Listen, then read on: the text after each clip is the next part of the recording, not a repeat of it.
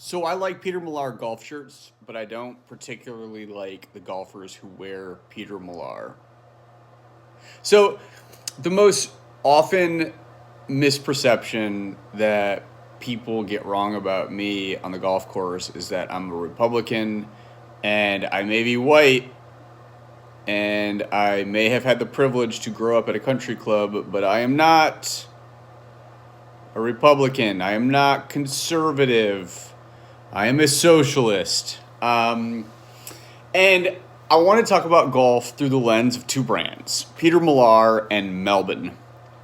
And as somebody who likes to talk about golf in a way where I don't hear other people talking about it, I find the current state of golf to be intriguing and worthy about talking about. So let's start with Peter Millar. So for the longest time, and like I'm somebody who's worked in apparel, and I've always had an interest in style and personal expression, especially out on the golf course or in any sort of competition within sports, right? So for a long time, Peter Millar, they just didn't have their fit right? And I've always been pretty skinny, and obviously growing up, in the late '90s, early 2000s, when Tiger Woods was wearing that baggy stuff, it took golf brands like Peter Millar like 20 years to figure out that, like, oh my gosh, our shirts are too big.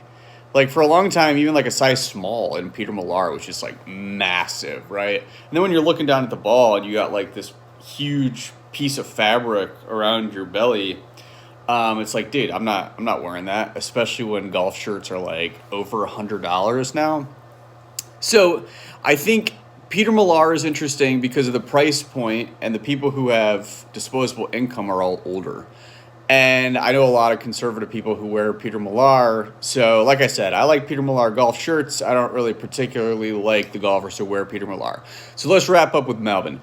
Melbourne is trying to infuse like street style within the game of golf. And I appreciate the boundaries that they're trying to push.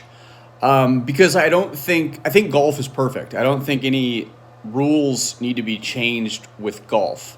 I think the people who play golf, some players make it better and some players make it worse.